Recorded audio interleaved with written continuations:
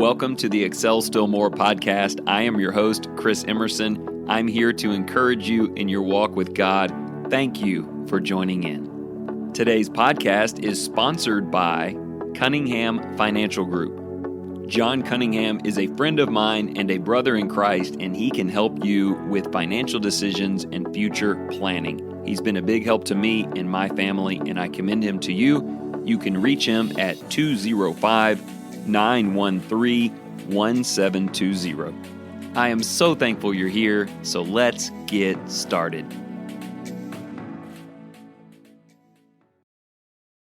Hey, welcome back once again. I feel like I need to open with an apology, or at least an explanation, about today's episode and really the last three. I would say, for the most part, our Monday episodes are encouraging and uplifting, sending you on your way with a few tips and some strategies and a little bit of optimism. But today will be the third episode in a row that is a bit more sober in tone. We've looked back at the hurt of the past and forward to our family after we're gone. But today, and no doubt the hardest of all, we will talk about the violence and death and tragedy that took place recently in Uvalde, Texas. And specifically, what can I do about that? What does God want you to do about pain and suffering and agony and evil in the world around us? And if you are a part of a local church, what role do you play? You as in that local collection of believers in affecting the kind of change in this world that can literally save lives and also souls. In the end, each episode was designed to give you something practical to think about. 2 weeks ago, the letter you would write to a former version of yourself before many a trouble that you had faced was designed to deepen the gratitude you have for Jesus in your life today. Last week was a little tougher on me. I recounted for you the 3 phone calls I have received in my life of people who have died. They left a letter in the pockets and hearts of me and others that we will read for the rest of our lives based on the decisions that they made. And hopefully it helped you zero in on the legacy you want to leave to the people that you love. But I think today is the hardest of all. As I record this episode, it has only been a few days since an 18-year-old young man entered into an elementary school and took the lives of 19 kids. Kids, not even teenagers, little ones. He also took the lives of 2 adults, and as it stands today, there are 17 others in the hospital recovering from injuries. Unfortunately, as unbelievable an atrocity as took place this week, it is not exactly an isolated event. 27 school shootings with injury or death were reported in America so far this year. There have been at least 65 of them since 2018, which already defies anything I can imagine and does not include all of the terribly tragic, massive events in the last 10 to 15 years, as well as dozens in the hundreds of public violent attacks on innocent people around our country just in the last couple of years that are outside of schools. This world is dangerous. The behavior of godless people, damaged, misguided, hopeless, heartless people, is increasing in frequency and nature across our world. So the question is, what do we do about this? What would God have His people do about this? What does God want me to do about this? Well, there are a few things I want you to consider today that I believe to be vitally important. But let me begin with something that may be important but will not be our focus today.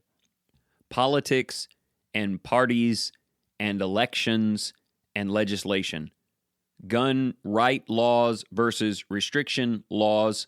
Police force rules and how well financed they should be at schools. There is a time and occasion to talk about all of those things, and if they are passions of yours, that's okay. I am by no means a highly political person. You would notice that if you listen to many of these episodes, we don't delve into any of those kinds of things. But I do have some pretty strong convictions within the list that I just gave you. I've been thinking a lot this week about the amount of financing that goes towards certain elements in schools versus what it would take to shore up the grounds. But in the end, that really just comes down to elections, maybe signing some petitions, and certainly praying that God will open the hearts of our leaders to make better decisions. But once you have cast that ballot or signed that petition or worded that prayer, now what do you do? It becomes very easy in the weeks that follow for Christians to go right back to their somewhat segregated lives. And this is the mistake, if I can call it that I hope to remedy in my life and perhaps in yours. My opinion is that many of us Christians have built walls to separate us from the evils of this world. Walls around our homes, separating us from our neighbors. Walls around our church buildings, figuratively and maybe literally speaking, to separate those who are in Christ from those who are without. People can come to us if they'd like and they pass the proper criteria, but the concept of us going to this lost world to try to change the way people think and how they feel about themselves just seems like this lost cause in a world set to be burned. And hey, that all may sound good to you. You may be like, Lord, come quickly, take your people. But in the meantime, we and our children live outside of those walls. Most of us work outside of the walls of our homes. Our children go to schools surrounded by people outside of the walls of our church buildings. We live out there. And instead of hiding and hoping that we go unnoticed until we can get back to the safety of our cove, each of us needs to revisit and reinvigorate our hearts with the light of the world principle that Jesus taught.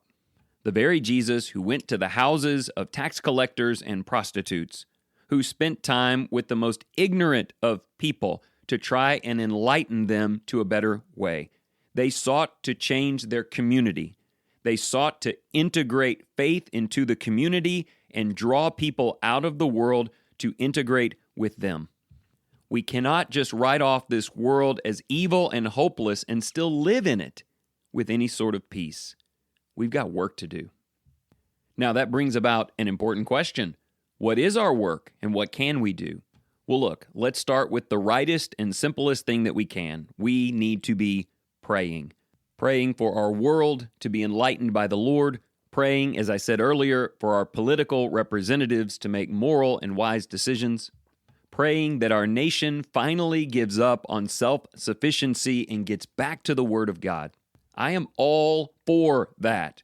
I would tell you a few things about it, however. 1, be consistent in this.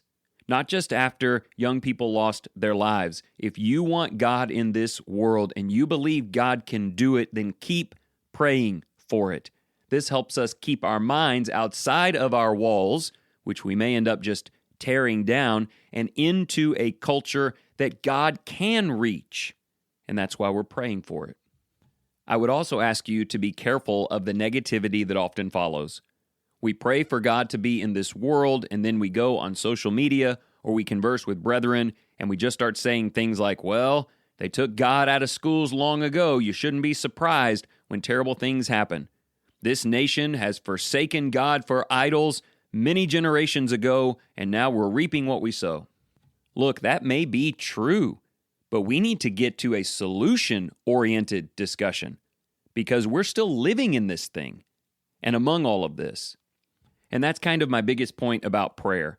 Pray all of those things, but at the end of your prayer, say, God, use me. God, I understand that I am the vessel that you would use to establish your presence in this world. Have you thought about that? You're praying, we need to get God back into schools. And God's like, yeah, it's you. I want you to converse with students. I want you to be a light in this community. I want you to carry my word into conversations where people rarely ever hear the word. Oftentimes we're asking for God to get back into the center of our country, and God is looking at us saying, I'm ready when you are. Because listen, if you're the person saying we need to get Christ back in the center of things and abandonment of God has led to all of this, you'd be right about that. We could start all the way back in Genesis. When Adam and Eve departed from the way of God, death and suffering was in the wake of that decision. Cain did something out of step with God and a separation occurred, and a result of that was wrath that turned to murder on his part. This leads up to the godlessness of a violent world that was destroyed in the flood. I've lately been reading in the prophets about the Israelites, reading in Jeremiah and Ezekiel, and it is astounding how often in the sins of the people, idolatry and violence are connected. When people replaced God with anything or anyone else, they became more violent. They hurt the innocent. There was blood in the streets. That is an absolute connection that needs to be made. But therein lies the big question. How do we, as local churches in a community, as individual families, how do we help that happen? And the answer I want to provide to you today is indicated in our title. Community is crucial. It is time for you and me to reach out. You see a stranger you don't know, meet them. You see someone who doesn't look like you and could potentially be suspicious, learn their story. If those people show up in our church building, especially if they look like they don't belong, go and help them feel a sense of belonging. Depression, mental illness, violent tendencies, suicides. We haven't even brought that up today. How many people have simply taken their own lives because they feel isolated and worthless? We are God's hands to help them feel communal and valuable. This is going to mean getting out of the comfort zones that we're in. You know, the walls, us, the saved, you, the lost. We'll give you 5 steps. If you can march them, you can join us.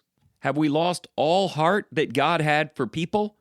How many people could overcome their violence, their anger, their bitterness, the repercussions of an abusive childhood if people in Christ welcomed them into their homes, heard their stories, cared enough not just for a simple hello or say one prayer, but cared enough to invest in them?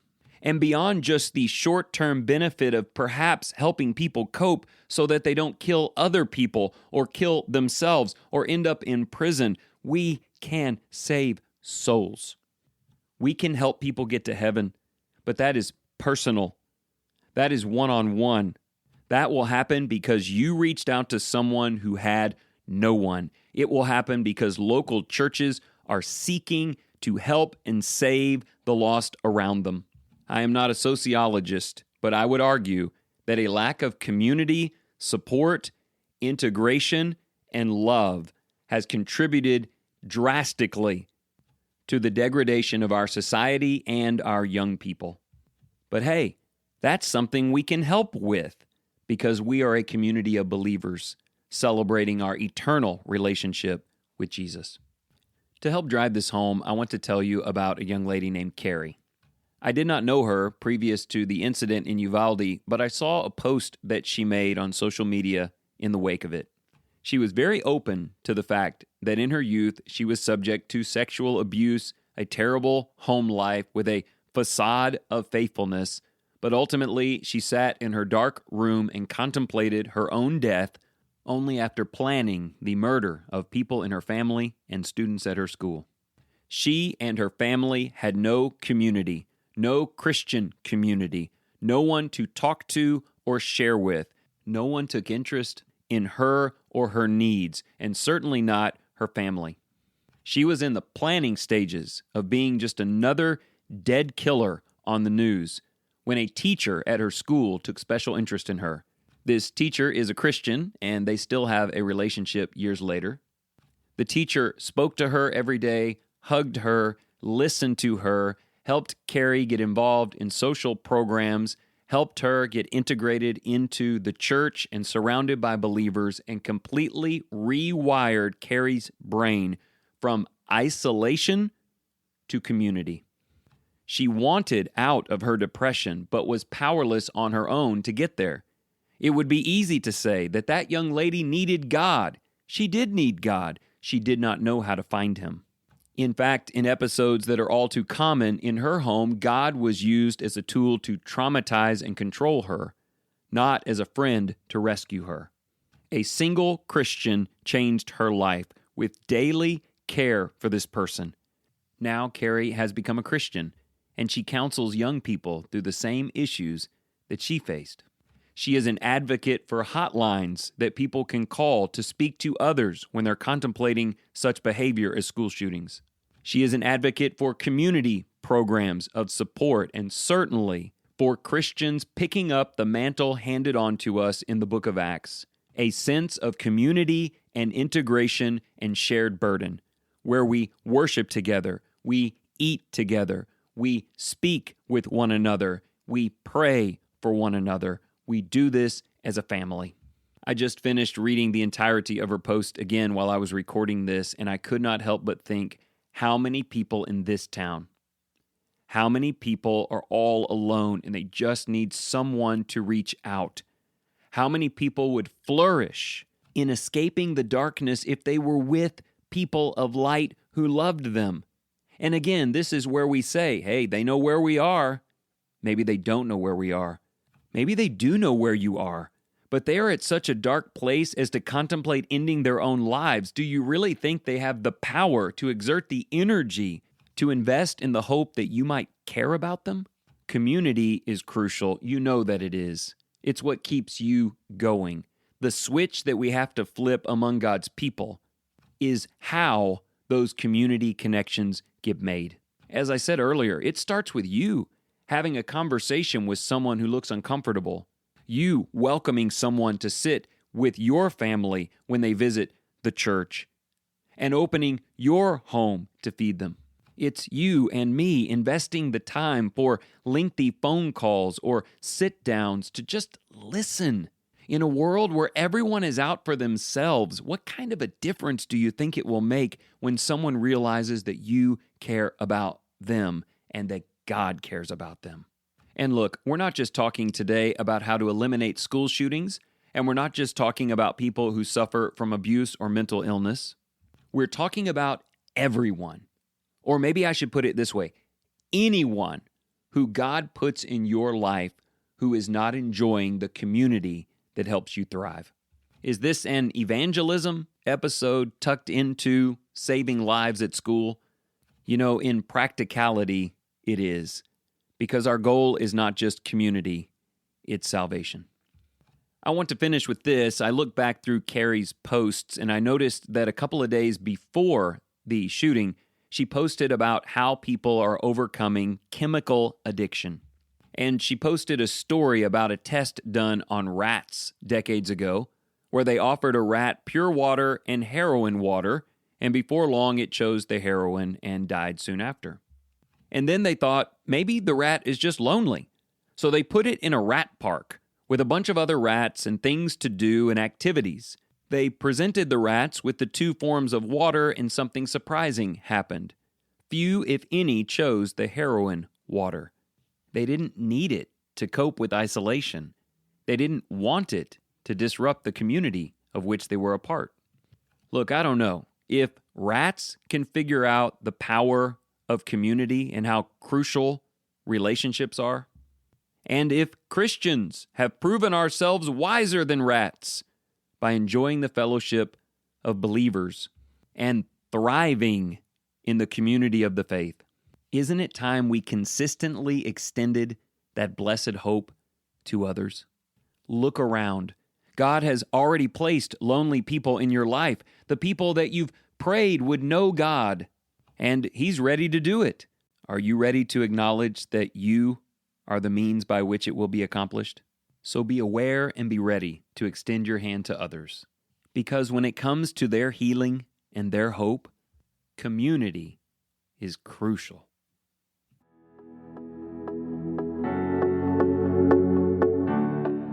Thank you so much for joining in today. If you enjoyed this program, consider sharing it with your family and your friends. And if you're just in search of deeper Bible study, or you want to share the message of Jesus with the children in your life, remember to go to creationtorevelation.com. This wonderful company, run by Christians, provides beautiful illustrations of Scripture from beginning to end, putting the spotlight on Jesus. And remember this, whatever you choose to do today in the name of the Lord Jesus Christ, excel still more.